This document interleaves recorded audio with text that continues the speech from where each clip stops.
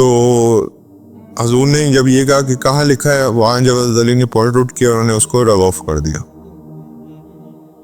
تو اب آپ یہ دیکھ لو کہ حضور صلی اللہ علیہ وسلم کی ذات کتنی بڑی تھی. انہوں نے کوئی اس چیز پہ اپنی ذات کو لے کے وہ نہیں بنایا, کوئی تکبر نہیں تھا. عاجزی کی انتہا تھی کہ اپنا نام محمد بن عبداللہ کر دیا.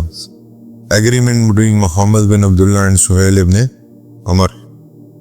اس کے بعد پھر ایک اور پوائنٹ اس پہ لکھا گیا کہ اس سال آپ عمرے پہ نہیں آئیں گے, اگلے سال آپ عمرے کے لیے آئیں گے. 3 دن کے لیے قریش جو ہے وہ مکہ چھوڑ دیں گے, اور ان 3 دنوں میں آپ اپنے آپ عمرہ پرفارم کر کے you will go back and you will not bring any kind of weapons.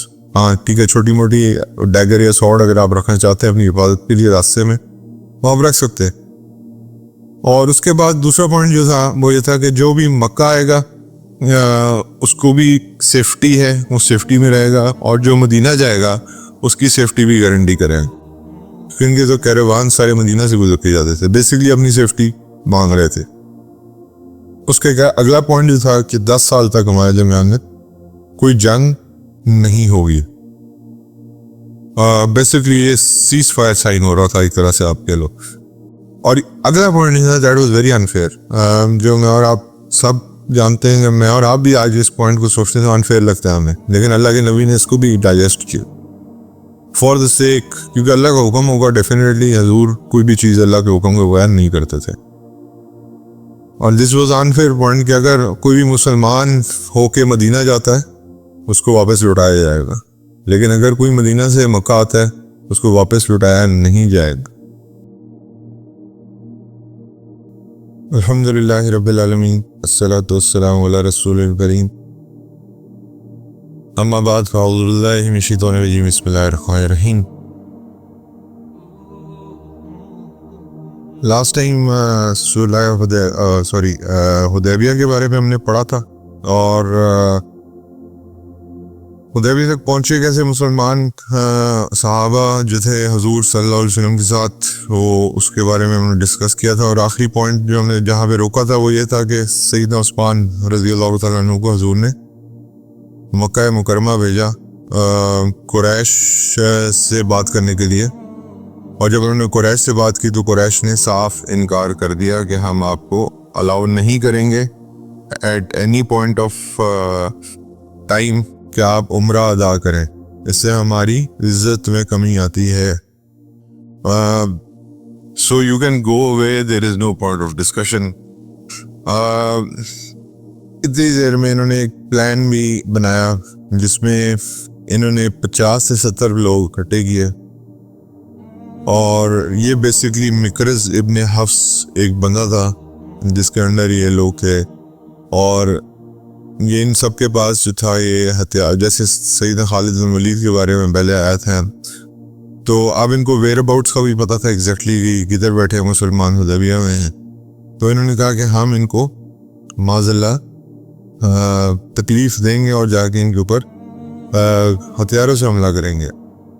تو یہ اس بندے کی انٹینشن یہ تھی, لیکن حضور صلی اللہ علیہ وسلم نے ہمیشہ ایک گارڈ کھڑا کیا ہوتا تھا اپنی گروپ کے لیے, اور وہ گارڈ جو تھے وہ تھے محمد ابن مسلمہ رضی اللہ تعالیٰ عنہ. وہ اس گروپ کو گارڈ کر رہے تھے. جب انہوں نے مکرز ابن حفص کو آتے دیکھا اور یہ دیکھا کہ اس کے پاس تلواریں ہیں اور چیزیں ہیں, تو اس نے حضور صلی اللہ علیہ وسلم کو بتایا. حضور صلی اللہ علیہ وسلم نے ظاہری بات ہے 1400 سے 1500 مسلمان تھے, انہوں نے اسٹریٹجی بنا کے حالانکہ ان کے پاس ہتھیار تھے 50 to 70 لوگوں کے پاس, لیکن اللہ کے نبی نے اسٹریٹجی ایسی بتائی کہ اللہ کے نبی نے ان کو سراؤنڈ کر لیا, اور سراؤنڈ کر کے ان کو کیپٹیو بنا لیا. آپ اندازہ کر لیں مسلمانوں کی بہادری کا کہ وداؤٹ اینی آرمز ایسی ایک چھوٹے ٹولے کو جس کے پاس پورے کے پورے آرمز موجود تھے, اللہ کے نبی نے ان کو سراؤنڈ کر لیا اور ان کو کیپٹیو بنا لیا, ان کو یعنی کہ قید کر لیا. ویئر ایز مکرز ابن حفص بھاگنے میں کامیاب ہو گیا, اس کو پکڑ نہیں سکے.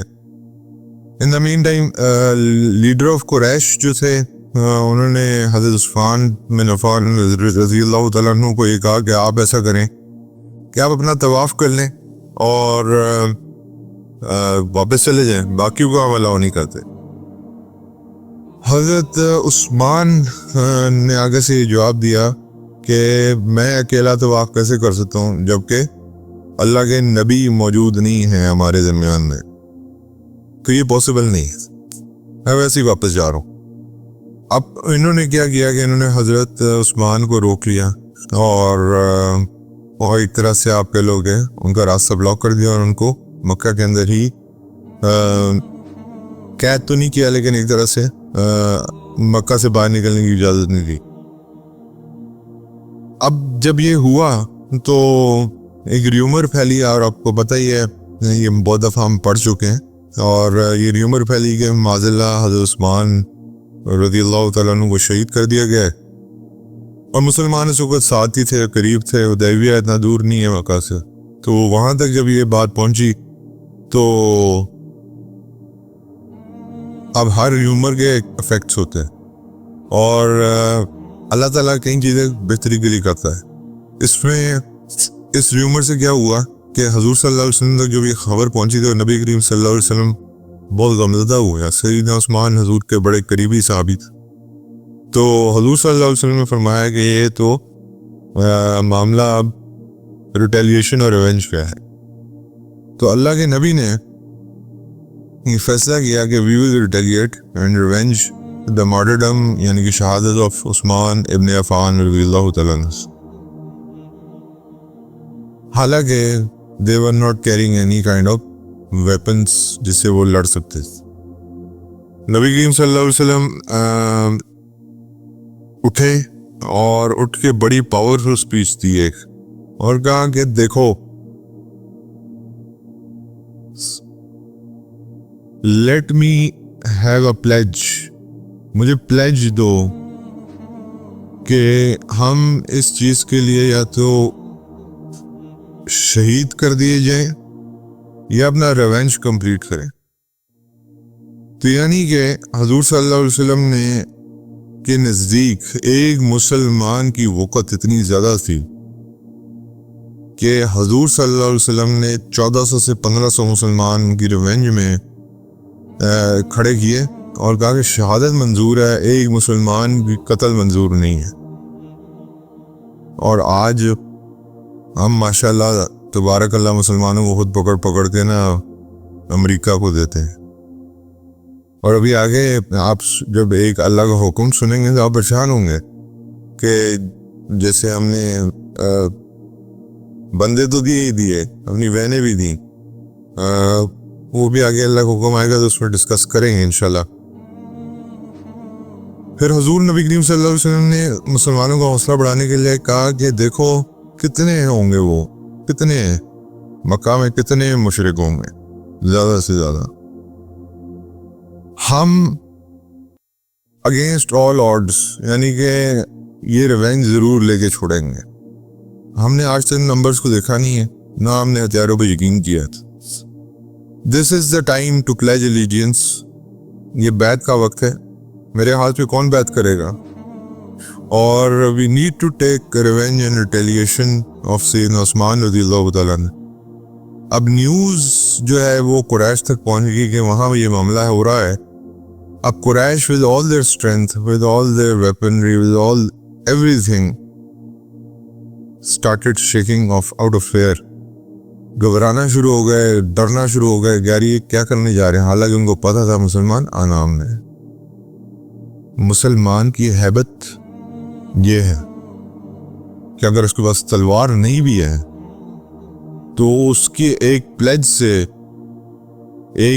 صرف ایک اسٹیڈ فاسٹنس سے وہ کافر جو ہیں وہ اتنا ڈر جاتے ہیں کہ وہ اس چیز پہ مجبور ہو گئے کہ انہوں نے پھر ایک بندہ بھیجا کہ پلیز آپ ہمارے ساتھ یہ نہ کریں۔ تو مسلمانوں کی صرف ہتھیار ایک ہیبت نہیں ہے، اس کا ریزولو، اس کی اسٹرینتھ اصل میں ایک ہیبت ہے، اور اگر وہ تیار ہو جائے اس چیز کے لیے تو پھر اس کو کوئی پاور انڈو نہیں کر سکتی اللہ کے علاوہ۔ یا تو وہ مار دے گا یا وہ مارا شہید ہو جائے گا. تو دونوں سچویشن مسلمان کے لیے میں نے آپ کو بتایا تھا ون ون سچویشن. اس کے بعد قریش نے جب یہ سچویشن دیکھی اور حضور نے بھی یہ فرمایا کہ دیکھو ہمارے لیے دونوں سچویشن ون ون ہیں. ہم اگر ان پہ ریٹیلیشن کرتے ہیں زیادہ سے زیادہ کیا ہوگا, ہم 1400 سے 1500 شہید کر دیے جائیں گے. اس کے بدلے میں ہمیں کیا ملے گی؟ جنت.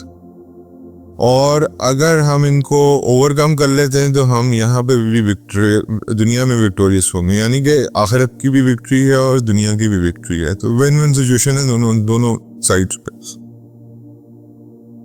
اسی طرح مسلمان ہمیشہ اسی طرح لڑا ہے آج تک, یاد رکھیے گا.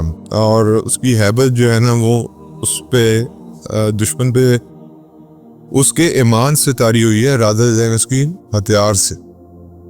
مسلمان کی ہیبت ہمیشہ دشمن پہ اس کے ایمان سے تاری ہوئی ہے, ہتھیار سے تاری نہیں ہوئی. ہتھیار آپ جتنے مرضی بڑے بڑے دکھا لیں, لیکن اگر ایمان نہیں ہے تو کوئی فائدہ نہیں.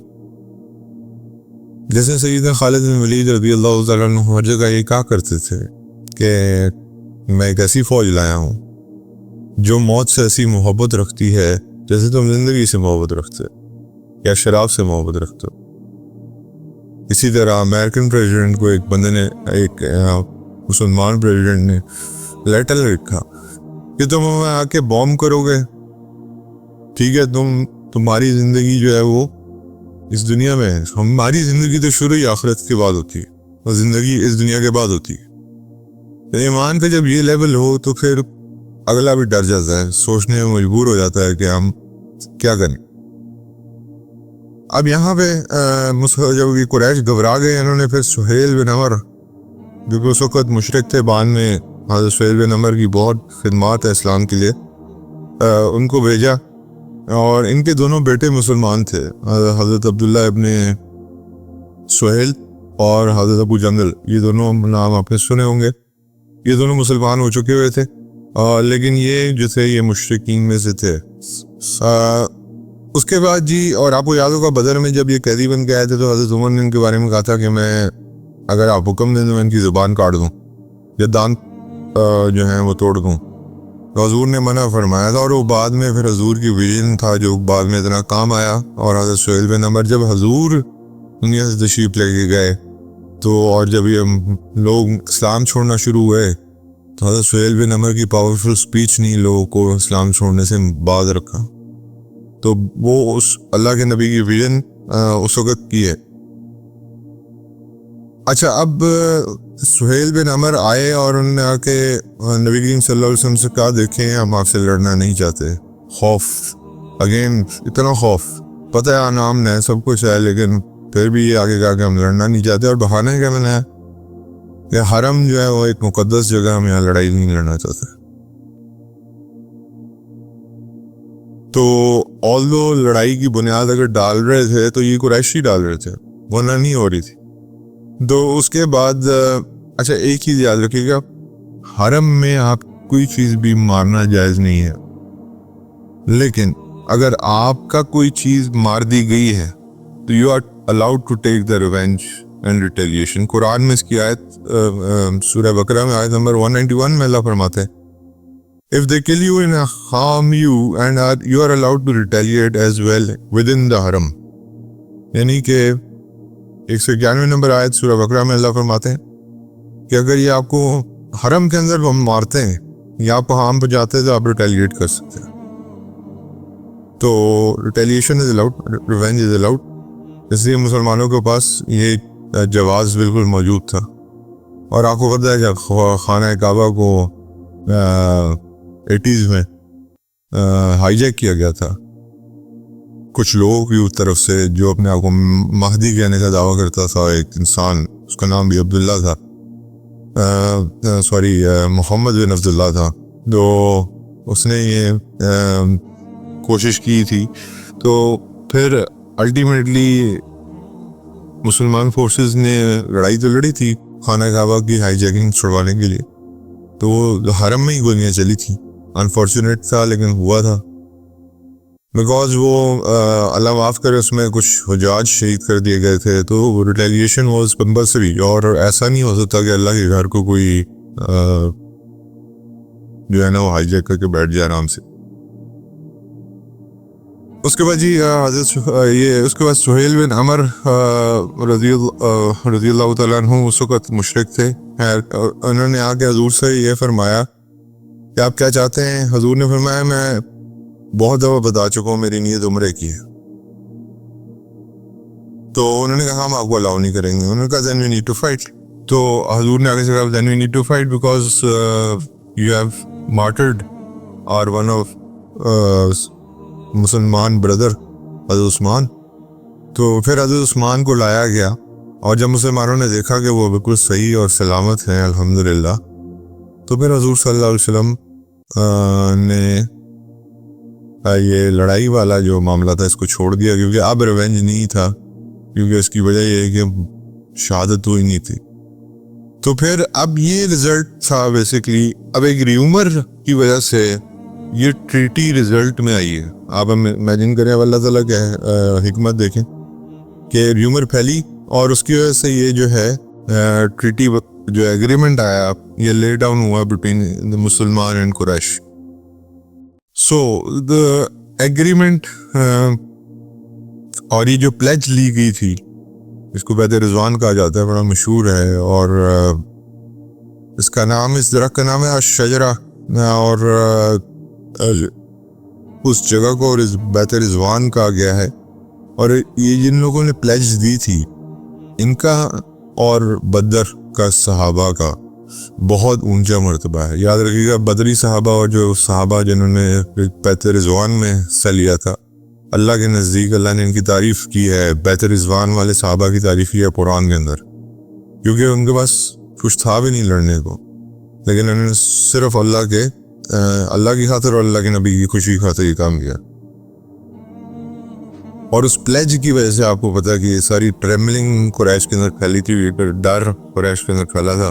ادروائز اگر یہ پلیج ہوئی نہ ہوتی تو اس طرح یہ کبھی بھی نہ ہو سکتا. تو اللہ تعالیٰ نے ہر چیز میں ایک پلان رکھا ہوتا ہے جو مجھے اور آپ کو نہیں پتا. اس کے بعد اور اسی طرح اگر حضور صلی اللہ علیہ وسلم نے اس خواب کے بعد فوراً مدینہ منورہ نہ چھوڑا ہوتا, مکہ کی طرف نہ گئے ہوتے, تو پھر بھی یہ ایگریمنٹ نہیں ہونا تھا. تو اللہ تعالیٰ کی ہر کام میں حکمت ہی حکمت ہے. سو اس لیے میرے بھائی اللہ کی ہر انسٹرکشن کو اوبے کیا کریں, آپ کا فائدہ ہوگا اس میں. بظاہر شاید آپ کو نقصان نظر آ رہا ہو, لیکن ان اینڈ اس کا فائدہ آپ ہی کو ہوگا. اور اس میں ایک بہت بڑی مثال, ابھی جیسے ہم نے نماز کے بارے میں پڑھا, نماز ہے کہنے کو ہمیں لگتا ہے کہ یار ہم نے کیا نماز پڑھنی ہے, لیکن نماز آپ کی زندگی میں بہت سارے فائدے بھی لا رہی ہے. جیسے فحاشی سے بچاتی ہے, بد نظری سے بچاتی ہے, پھر اس کے بعد ڈسپلن قائم کرتی ہے آپ کی لائف میں. تو یہ ساری چیزیں ہمیں نظر نہیں آ رہی, لیکن میڈیکلی بینیفٹس ہیں نماز کے. آپ دیکھ سکتے مساف کرتے ہو, اس کی وجہ سے سوسائڈ سے یہ جو پیچھے آپ گردن کا مسئلہ کرتے ہو, یہ ایک سولوشن ہے سوسائڈ کا آج کے زمانے میں, لیکن یہ ہم ان کو سیریس نہیں لیتے. اللہ تعالیٰ نے یہ, مجھے اور آپ کو پتہ نہیں ہے, اس کی جو ورتھ ہے وہ ہمیں انشاءاللہ آخرت میں نظر آئے گی. اس کے بعد یہ اس ٹریٹی کو لکھنا شروع کیا, اور لکھنے والے کون تھے؟ سیدنا علی مرتضیٰ رضی اللہ تعالیٰ عنہ. اور دونوں سائڈ سے, یعنی کہ قریش کی سائڈ سے بھی 2 وٹنسز تھے اور مسلمانوں کی سائڈ سے بھی 2 وٹنسز تھے. قریش کی سائڈ سے جو 2 وٹنسز تھے وہ سہیل ابن عمر اور مقراظ ابن حفص, ہوئی بندہ جس نے حملہ کرنے کی کوشش کی تھی. ان لوگوں کو چھوڑ دیا گیا تھا بعد میں جب یہ ٹریٹی سائن ہو رہی تھی, جو ان کے لوگ کیپٹیو بنائے گئے تھے.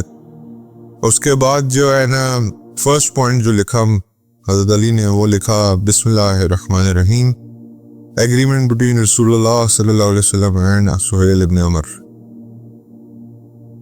سہیل ابن عمر نے یہیں پہ آبجیکشن کھڑی کر دی. ان کا دیکھیں بات یہ ہے کہ وی ڈونٹ بلیو ان اللہ از الرحمن الرحیم, وی ڈونٹ بلیو ان اللہ. معاذ اللہ, ویسے تو اللہ پہ یقین کرتے تھے, اندر سے دل کے اندر ڈیپ ڈاؤن آپ نے پڑھا ہے کہ جب سمندروں میں پھنستے تھے تو اللہ کو ہی پکارتے, لیکن کہا کہ یہ ہمارے لیے قابل قبول نہیں ہے. اور یہ جو ہمیں رسول اللہ لکھوایا ہے یہ بھی ہمارے لیے قابل قبول نہیں ہے. اگر رسول اللہ پہ ہمارا یقین ہوتا تو پھر جنگ کس چیز, تو یہ ڈیلیٹ کریں اس میں. حضور صلی اللہ علیہ وسلم نے حضرت علی کو فرمایا, کو حکم دیا کہ آپ جو ہے نا اس کو نکال دیں بیچ میں سے. اب حضور کا بڑا پن دیکھیں کہ انہوں نے ٹریٹی کو سائن کرتے ہوئے یہ دونوں چیزیں کہا کہ نکال دیں. حضرت علی نے کہا کہ میں تو نہیں نکال سکتا, مجھے اجازت نہیں دیتی, میری اتنی وہ نہیں ہے جرت کہ میں بسم اللہ الرحمن الرحیم بھی کاٹ دوں اور رسول اللہ بھی کاٹ دوں. تو حضور صلی اللہ علیہ وسلم نے کہا کہ اچھا, اور پھر صحابہ کا بھی پوائنٹ آف ویو تھا کہ ایسا نہیں ہو سکتا. تو حضور نے پھر فرمایا حضرت علی کو کہ اچھا بتاؤ کہاں لکھا ہے, یہ کہاں لکھا ہوا ہے. اور حضرت علی نے ان کو دکھایا. اب حضور نے یہ کیوں فرمایا یہ کہاں لکھا ہے, کہ حضور امی تھے, اس سے بھی پتہ چلتا ہے. دیکھیں ان لٹریٹ کہنا چاہیے, الٹریٹ کہنا جو ہے نا وہ معاذ اللہ ایک طرح سے بہت ڈیروگیٹری اور بہت ہی نیگیٹو ٹرم ہے. ان لٹریٹ کہنا چاہیے, ان لٹریٹ ناٹ الٹریٹ. الٹریٹ کا مطلب ہوتا ہے جاہل معاذ اللہ. ان لٹریٹ کا مطلب ہوتا ہے جو جس کو یہ نہ پتا ہو کہ کیا لکھا ہوا ہے, کیا پڑھا کیا لکھا جا رہا ہے, بس دیٹس اٹ. حالانکہ حضور سے زیادہ ایجوکیٹڈ کون تھا؟ اللہ تعالیٰ نے اپنی ساری ایجوکیشن جو علم تھا وہ تو حضور کو دیا ہوا تھا. تو حضور نے جب یہ کہا کہ کہاں لکھا ہے, وہاں جب حضرت علی نے پوائنٹ آؤٹ کیا انہوں نے اس کو رب آف کر دیا. تو اب آپ یہ دیکھ لو کہ حضور صلی اللہ علیہ وسلم کی ذات کتنی بڑی تھی. انہوں نے کوئی اس چیز پہ اپنی ذات کو لے کے وہ نہیں بنایا, کوئی تکبر نہیں تھا, عاجزی کی انتہا تھی کہ اپنا نام محمد بن عبداللہ کر دیا. Agreement between Muhammad bin Abdullah and Suhail ibn Amr. اس کے بعد پھر ایک اور پوائنٹ اس پہ لکھا گیا کہ اس سال آپ عمرے پہ نہیں آئیں گے, اگلے سال آپ عمرے کے لیے آئیں گے. 3 دن کے لیے قریش جو ہے وہ مکہ چھوڑ دیں گے اور ان 3 دنوں میں آپ اپنے آپ عمرہ پرفارم کر کے you will go back and you will not bring any kind of weapons. ہاں ٹھیک ہے, چھوٹی موٹی ڈیگر یا سوڑ اگر آپ رکھنا چاہتے ہیں اپنی حفاظت کے لیے راستے میں وہ آپ رکھ سکتے. اور اس کے بعد دوسرا پوائنٹ جو تھا وہ یہ تھا کہ جو بھی مکہ آئے گا اس کو بھی سیفٹی ہے, وہ سیفٹی میں رہے گا, اور جو مدینہ جائے گا اس کی سیفٹی بھی گارنٹی کرے گا. کیونکہ تو کیروان سارے مدینہ سے گزر کے جاتے تھے, بیسیکلی اپنی سیفٹی مانگ رہے تھے. اس کے اگلا پوائنٹ جو تھا کہ 10 سال تک ہمارے درمیان میں کوئی جنگ نہیں ہوگی. بیسیکلی یہ سیز فائر سائن ہو رہا تھا ایک طرح سے آپ کہہ لو. اور اگلا پوائنٹ جو تھا دیٹ واز ویری انفیئر, جو میں اور آپ سب جانتے ہیں, میں اور آپ بھی آج اس پوائنٹ کو سوچتے ہیں تو انفیئر لگتا ہے ہمیں, لیکن اللہ کے نبی نے اس کو بھی ڈائجسٹ کیا فار دا سیک, کیونکہ اللہ کا حکم ہوگا ڈیفینیٹلی حضور کوئی بھی چیز اللہ کے حکم کو بیان نہیں کرتے تھے. اور دس واز انفیئر پوائنٹ کہ اگر کوئی بھی مسلمان ہو کے مدینہ جاتا ہے اس کو واپس لوٹایا جائے گا, لیکن اگر کوئی مدینہ سے مکہ آتا ہے اس کو واپس لوٹایا نہیں جائے گا. حضور کو یہ تو پتا تھا مدینہ سے مکہ جانا نہیں ہے کسی نے. ہاں جو وہ والا پوائنٹ ہے وہ اس پہ جو صحابہ ہیں نا ان کے لیے بڑی انیزی سچویشن تھی یہ, اور انہوں نے کہا کہ یہ کیسے ہوگا. اور پھر they were also worried about the poor جو ویک صحابہ تھے, جیسے حضرت ابو جندل کو قید کیا ہوا تھا, حضرت ابو بصیر تھے, ان کا کیا بنے گا. تو صحابہ کا یہ ایک پوائنٹ آف ویو تھا جو اس وقت کا تھا, لیکن خیر اللہ کے نبی سب سے بہتر جاننے والے. پھر اگلا پوائنٹ یہ تھا کہ nobody will break this agreement, اور کوئی بھی گروپ کوئی بھی قبیلہ جو مسلمانوں کے ساتھ ملنا چاہے وہ مسلمانوں کے ساتھ مل جائے, اب جو قبیلہ قریش کے ساتھ ملنا چاہے وہ قریش کے ساتھ مل. Finally this was agreed upon and signed by both the parties. حضور صلی اللہ علیہ وسلم کی طرف سے حضرت علی نے سائن کیا اور ادھر سہیل ابن عمر نے سائن کیا, اور یہ دو گواہ تھے انہوں نے اپنا سائن کیا تھا. حدیبیہ came into a proper treaty, اب یہ ٹریٹی بن گئی. اب جیسی یہ ٹریٹی فائنل ہوئی, سگنیچرز ہو گئے, تو حضرت ابو جندل سم ہو came to Hudaybiyah, اور ان کو چینز میں ان کے والد سہیل بن عمر نے ان کو باندھا ہوا تھا، اور وہ چین توڑوا کے ابھی وہ اسی حالت میں حضور کے سامنے آئے. چین تھی ان کے ہاتھوں میں، پاؤں میں شیکلز تھے، اور نبی کریم صلی اللہ علیہ وسلم سے انہوں نے گزارش کی کہ یا رسول اللہ میں آپ سے مدینہ منورہ جانا چاہتا ہوں. تو حضور نے فرمایا کہ ابو جندل میں نے I've signed the treaty, you have to go back to مکہ. اب میں کچھ نہیں کر سکتا، کیونکہ وعدہ خلافی مسلمان اس میں ہے نہیں، خون میں ہی نہیں ہوتی. تو اس لیے حضور صلی اللہ علیہ وسلم نے ان کو کہا کہ آپ تھوڑا سا صبر رکھیے، انشاءاللہ فتح مبین بہت قریب ہے. اللہ نے مجھے اشارہ دے دیا ہے، اب تھوڑا سا جتنا آپ نے برداشت اتنا کیا ہے تو تھوڑا سا اور. اس کے بعد جو خزاع کا کلین تھا، آپ کو یاد ہوگا یہ 3 لوگ جو تھے جو ان کے پاس حضور کے پاس بھیجا گیا تھا، اس میں سب سے پہلا جو بندہ تھا خزاع کا لیڈر تھا، انہوں نے مسلمانوں کے ساتھ جوائن کرنے کا فیصلہ کیا. اور جو بنو بکر ہے انہوں نے قریش کے ساتھ ایگریمنٹ سائن کیا، یعنی کہ اب جو الائنس ہے بنو خزاع کا الائنس ہوا مسلمانوں کے ساتھ، اور بنو بکر کا الائنس ہوا قریش کے ساتھ. So this agreement started working already. اب حضور صلی اللہ علیہ وسلم نے اٹھے اور فرمایا اپنے صحابہ کو کہ چلو مدینہ واپس چلیں. صحابہ کرام رضوان اللہ اجمعین جو ہیں وہ بیٹھے کے بیٹھے رہ گئے. Obviously وہ جس انتھوزیازم سے آئے تھے عمرہ پرفارم کرنے کے لیے، ان کے لیے سارا کچھ ڈائجسٹ کرنا آسان نہیں تھا. اور آپ کو میں نے بتایا کہ یہ کوئی 4 گھنٹے کا سفر نہیں ہے آج کی طرح، 8 سے 16 دن لگے تھے. اور پھر اس کے بعد حدیبیہ پہ اتنا لمبا کیمپ کیا تھا، احرام کی حالت میں تھے، اپنے سیکریفیشل اینیملز لائے ہوئے تھے. تو حضور نے ان کو کہا کہ آپ اپنے ہیڈ شیف کرائیں اور اپنے سیکریفیشل اینیملز کو ذبح کریں، لیٹس گو بیک. اور حضور یہ کہہ کے تشریف لے گئے، لیکن صحابہ وہیں بیٹھے رہے. اور حضور اپنے ٹینٹ میں گئے تو حضرت ام سلمہ ہی حضور کے ساتھ اس وقت. حضور نے تھوڑا سا یہ کہا کہ دیکھو آج میرے لوگ میری بات ماننے میں تھوڑی سی دیر کر رہے، اس کی کیا وجہ ہے؟ حضرت ام سلمہ نے کہا کہ دیکھیں وائف کا کتنا امپورٹنٹ رول ہوتا ہے زندگی میں. حضرت ام سلمہ رضی اللہ تعالیٰ عنہ نے کہا کہ یا رسول اللہ آپ ان کی سچویشن بھی سمجھیں، وہ ان کے لیے آسان نہیں ہے سارا کچھ ڈائجسٹ کرنا. وہ اپنے ساتھ اتنا سفر کر کے آئے ہیں، اپنے ساتھ اینیملز لے کے آئے ہیں، اس نیت سے آئے تھے کہ ہم یہاں پہ عمرہ ادا کریں گے. تو میں آپ کو ایک مشورہ دیتی ہوں، آپ یہ کر لیں، انشاءاللہ اس سے آپ کو فائدہ ہوگا. انہوں نے مشورہ کیا دیا کہ آپ خود جائیں باہر، ٹینٹ سے باہر جائیں، اپنا ہیڈ شیو کروائیں اور اپنا جو بھی سیکریفیشل اینیمل ہے اس کو سیکریفائس کر دیں. صحابہ آپ کی چیز کو دیکھ کے خود ہی فالو کر لینا. حضور صلی اللہ علیہ وسلم لوٹ دا اوپینین، انہوں نے یہی کیا جو حضرت ام سلمہ نے کہا رضی اللہ تعالیٰ عنہ نے، کہ حضور نے جا کے پہلے اپنا اینیمل سلوٹر کیا اور اپنا ہیڈ شیو آف کرایا. اور امیڈیٹلی صحابہ نے جب حضور کو یہ کرتے دیکھا تو انہوں نے فوراً یہ دونوں کام کر دیا. تو So then when this was completed they proceeded to مدینہ منورہ. راستے میں کچھ چیزیں ایسی ہوئیں جو کہ بڑی بلیسڈ تھیں، بڑی بلیسڈ جرنی تھی فرام مدینہ منورہ، فرام حدیبیہ ٹو مدینہ منورہ بیک. اس میں ایک سورت ریویل کی گئی اللہ کے نبی کو، اور وہ سورہ کیا تھی؟ اللہ کے نبی اس سورہ کے بارے میں فرماتے ہیں کہ میری زندگی میں اس سے بہترین خبر کوئی نہیں تھی جو اس صورت میں تھی، اور وہ سورہ فتح تھی. اللہ نے بیسیکلی مسلمانوں کو اب فتح کی فارمل نیوز دے دی.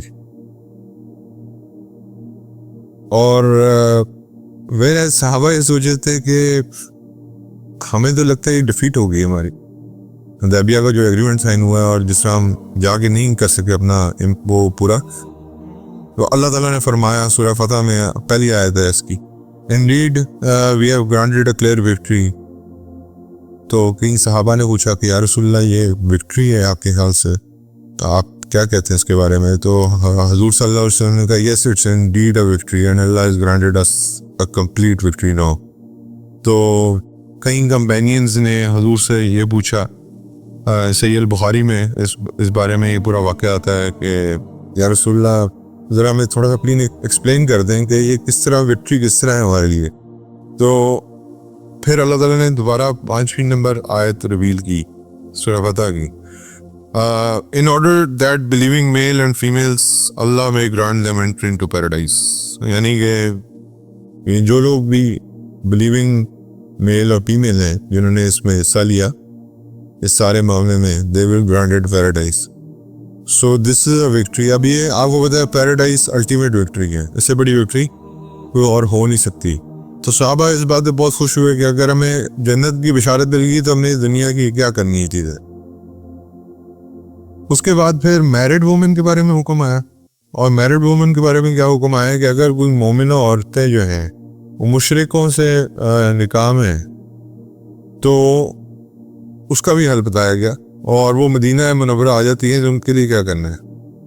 تو اس میں یہ تھا کہ جتنا اس مشرک نے پورا خرچ کیا ہے اس جو مومنہ خاتون ہے اس کے اوپر, آپ وہ سارا پیسہ اس کو واپس لوٹا دیں گے تو آٹومیٹکلی ڈائیورس ہو جائے. اب آپ اللہ کا جسٹس دیکھیں کہ اللہ نے اس مشرک مرد کے لیے بھی جسٹس رکھا ہے کہ جتنا اس نے خرچ کیا ہے اس کو بھی پورا پیسہ واپس لوٹا دیں تو آٹومیٹکلی مومنہ عورت کی کیا ہو جائے گی, ڈائیورس ہو جائے گی, and then she can keep living in Madinah Munawwarah. اس کے بعد سورہ نمبر 60 آیت نمبر 10 میں اللہ تعالیٰ فرماتے ہیں, یہ ایگزیکٹ فارمل حکم ہے وہ یہ ہے, O you who believe when a female muhajirat come to you, test them and confirm that they are doing it for Allah subhanahu wa ta'ala. If that's the case, don't send them back. اللہ کا حکم آ گیا. اور ہمارے ہاں کیا ہے ماشاءاللہ تحفے میں رکھ کے ہم خواتین پریزنٹ کرتے ہیں باہر کے لوگوں کو, اور کتنے لوگ ہم نے حوالے کیے ہیں یار, اللہ معاف فرمایا, استغفر اللہ. یہ اللہ کا کلیئر حکم ہے اور اس سے زیادہ کچھ نہیں ہوتا. پھر اس کے بعد ایک اور انسان جن کا واقعہ یہاں پہ بیان کرنا بہت ضروری ہے, عتبہ ابن اسید الثقفی, جن کا بیسکلی جن کا کنیت تھی ابو بصیر رضی اللہ تعالیٰ عنہ. نام ان کا تھا عتبہ ابن اسید الثقفی, یعنی کہ ثقفی قبیلے سے تھے. ثقفی قبیلہ آپ کو بتایا طائف کا تھا, ٹھیک ہے. He ran away and managed to get out of Makkah and came to Prophet صلی اللہ علیہ وسلم. اور قریش نے 2 بندے بھیجے ان کے پیچھے, اور وہ حضور کے پاس آئے. حضور سے کہا کہ دیکھیں ہمارا ایگریمنٹ ہے, آپ کو ابو بصیر کو ہمیں لوٹانا پڑے گا. حضور صلی اللہ علیہ وسلم نے اپنا ایگریمنٹ پورا کیا اور حضرت ابو بصیر کو کہا کہ ابو بصیر تھوڑا سا صبر, انشاءاللہ یقینی طور پہ فتح قریب ہے. اگر وہ بصیر بڑا ہرٹ ہو گئے اور ایونٹ بیک جانا نہیں چاہتے تھے, لیکن بڑا ہرٹ ہوئے, واپس چل گئے. لیکن راستے میں جب وہ ذوالحلیفہ ایک جگہ ہے وہاں پہنچے تو انہوں نے ان دونوں پہ حملہ کر دیا. ایک تو مارا گیا قریش کا بندہ, اور دوسرا جو ہے وہ بھاگ گیا وہاں سے. اور پھر حضرت وہ بصیر دوبارہ مدینہ میں نوکر گئے. تو حضور کو بات جائے گا کہ دیکھیں یہ میں ہوا ہے اور راستے میں نے اس کو مار دیا ہے اور دوسرا بھاگ گیا ہے, تو آپ مجھے پلیز پناہ دے دیں. تو حضور نے کہا کہ ابو بصیر میں وعدہ کر چکا ہوں, میں وعدے سے نہیں اپنا وعدہ نہیں چینج کر سکتا. آپ ایسا کریں, آپ مدینہ منورہ میں نہ رہیں, آپ کس 3rd پلیس پہ چلے گئے, کیونکہ وعدہ مدینہ منورہ کا. تو اس طرح حضرت ابو بصیر نے اب یہ ایک اور اللہ تعالیٰ ایک پلان اور بنا رہے ہیں, اور اس میں کیا ہو رہا ہے کہ حضرت ابو بصیر نے ایک 3rd پلیس پہ جا کے کیمپ کیا, اور وہ پلیس کہا تھا جو شام کا راستہ تھا, جو مدینہ سے جو اوپر جاتا تھا, جہاں سے یہ ٹریڈ کیروان لے کے جاتے تھے, وہاں پہ جا کے کیمپ کیا. اچھا جی, پھر ابو بصیر رضی اللہ تعالیٰ عنہ جو ضعیف مسلمان تھے وہاں بلا لیے, اور وہ ایک 3rd پلیس بن گیا. اور جب قریش وہاں سے گزرتے تھے تو یہ لوگ ان پہ حملہ کرتے تھے. تو قریش ایسا ایسا they became fed up of what was happening, اور انہوں نے نبی صلی اللہ علیہ وسلم کے پاس ایک میسنجر بھیجا اور کہا کہ ہم یہ والی ٹرم جو ہے حدیبیہ میں سے ڈیلیٹ کرنا چاہتے ہیں. اور وہ کون سی ٹرم تھی کہ اگر کوئی مسلمانوں کے مدینہ منورہ آئے گا تو اس کو واپس کیا جائے گا, آپ اس کو اپنے پاس رکھیں, ہمارے لیے بڑی. تو دس وکٹری اسٹارٹیڈ کمنگ اوور. تو جو پوائنٹس ان کی فیور میں تھے وہ ختم ہو گئے تھے. اور پھر اللہ تعالیٰ نے جو عرابی تھے جو حدیبیہ پہ جانے میں جنہوں نے انکار کیا تھا, آپ کو یاد ہے شروع میں نے بتایا تھا, ان کے اوپر ایک آیت نازل فرمائی سورہ فتح کی آیت نمبر 11, جس میں اللہ تعالیٰ نے فرمایا کہ when you go back home to those same people who delayed to respond, they will come to you and say no, we wanted to join you but we were busy with our family and wealth, so please seek forgiveness for us. Allah says that they are telling you with their tongue which is not there in hearts. پھر اسی میں آیت number 12 میں اللہ فرماتے ہیں سورہ فتح کی, though that Prophet sallallahu alaihi wasallam and believers were never going to return, you thought that Prophet sallallahu alaihi wasallam believers were never going to return to their homes, that's why you didn't join. اس دفعہ تو ہو گیا, اگلی دفعہ اگر آپ نے ایسا کچھ کیا تو پھر آپ کے لیے سزا مختص کی جائے گی. تو یہ جی حدیبیہ کی پوری کہانی ہے, اور یہ ہمارے لیے ایک لینڈ مارک ٹریٹی کی جس سے مسلمانوں کو فتح مکہ تک پہنچایا. اللہ تعالیٰ ہمیں سے سیکھنے کی, اور ایک سب سے بڑی سیکھنے کی چیز یہ ہے کہ اللہ کے پلانز سب سے بہتر ہوتا ہے. میں اور آپ جو مرضی پلان کرتے رہیں they will not, اللہ تعالیٰ ہی بہتر چاہتے ہیں جو چاہتے ہیں. کچھ حدیث حضور صلی اللہ علیہ وسلم نے ارشاد فرمایا, جو شخص نکاح کی قدرت کے باوجود نکاح نہ کرے وہ ہم میں سے نہیں ہے. یعنی کہ اگر قدرت ہے اور نکاح نہیں کر رہا تو پھر وہ اللہ تعالیٰ کے نبی نے اس کو پسند نہیں فرمایا. یہ سنت رسول صلی اللہ علیہ وسلم ہے. اس کے بعد حضرت جندب رضی اللہ تعالیٰ عنہ فرماتے ہیں, اللہ سے ڈرو اور قرآن پڑھو, کیونکہ قرآن اندھیری رات کا نور ہے, اور چاہے دن میں مشقت اور پکا ہو لیکن قرآن پڑھنے سے دن میں رونق آ جاتی. اس کے بعد حضور نے فرمایا جن لوگوں نے اپنے دین میں راہیں نکال لی, اور اللہ تعالیٰ نے فرمایا کہ جن لوگوں نے اپنے دین میں راہیں نکالی اور گروہوں میں تقسیم ہو گئے, آپ کا ان سے کوئی تعلق نہیں ہے. یعنی کہ یہ بھی اللہ تعالیٰ نے بیسکلی جو ہم نے اللہ معاف کرے کر کے اور یہ چیزیں بنا لی ہیں, حضور نے اس چیز سے, اللہ تعالیٰ نے اس چیز کی مذمت فرمائی ہے. اس کے بعد حضور صلی اللہ علیہ وسلم کا ارشاد ہے کہ آدمی کی نیک بختی کی علامت یہ ہے کہ وہ اپنے معاملات میں اللہ تعالیٰ سے استخارہ کرے اور اللہ تعالیٰ کی تقدیر پر راضی ہو جائے, اور آدمی کی بدبختی کی علامت یہ ہے کہ وہ اللہ تعالیٰ سے استخارہ کرنا چھوڑ دے اور اللہ تعالیٰ کی تقدیر پر راضی نہ ہو. استخارہ کرنا چاہیے. حضرت جابر فرماتے تھے اللہ کے نبی استخارہ ہم ایسے سکھاتے تھے جیسے قرآن کی آیتیں سکھاتے. حضرت ابو ہریرہ رضی اللہ تعالیٰ عنہ سے روایت ہے کہ حضور صلی اللہ علیہ وسلم نے ارشاد فرمایا لوگوں میں دو باتیں کفر کی ہیں, نسب میں تانا دینا اور مردوں پر نوحہ کرنا, یعنی چلا کر رونا. اب یہ اللہ معاف فرمائے استغفر اللہ, نسب وہ کہتے نا اللہ معاف ہے, ہماری ایک ڈرم بنی ہوئی ہے کہ تمہاری پیدائش پہ لعنت ہو, اللہ معاف ہے استغفر اللہ, مطلب ایسے لوگ بات کر دیتے ہیں, یہ کفر کے الفاظ ہیں. اور مردوں پہ نوحہ خوانی کرنا چیز کہ رونا بھی اللہ تعالیٰ کے نبی نے اس کو کفر سے مشابہت دی ہے, وہ ان کا یہ کام ہوتا. حضرت ابو ہریرہ رضی اللہ تعالیٰ عنہ سے روایت ہے کرتے ہیں کہ آپ صلی اللہ علیہ وسلم فرمایا جس شخص نے کسی بے مقصد جھنڈے تلے قتال کیا وہ عصبیت کا دائی تھا یا عصبیت کی وجہ سے غضبناک ہوا تھا, ویسے شخص کی موت جاہلیت کی موت. یعنی کہ کسی جھنڈے کے نیچے ایسی عصبیت کا مطلب ہے آپ کو کسی قومیت کے نیچے اکٹھا ہو گیا تو بس پھر وہ جاہلیت کی موت مرے گا. اس لیے اگر لڑائی لڑنی ہے تو صرف اور صرف اللہ کی ذات کے لیے. There is no other war other than جہاد فی سبیل اللہ. اللہ تعالیٰ ہمیں عمل کی آپ کی کتاب فرمائے. اور آخری بات, ہم نے یہ سارے قرآن میں پیچھے پڑا یہ جو قومیں تھیں عاد سمود اور یہ سارا کچھ, آج آپ کے سامنے لاس اینجلس ہے. اللہ تعالیٰ خدا کی قسم آپ لوگوں نے ویڈیوز دیکھی ہیں, ایسے لگتا ہے جیسے کہ اللہ معاف کرے دوزخ, ہر طرف آگ آگ آگ, ہر طرف تباہی. یہ جو وکٹری کی بات میں آپ سے کہہ رہا تھا نا, جو کام مسلمانوں نے شروع کیا تھا چھوٹے سے گروہ نے, وہ ایونچولی اللہ تعالیٰ کی جو اللہ مسلمانوں کا انتظار نہیں کریں گے اپنے لوگوں کی مدد کرنے کے لیے.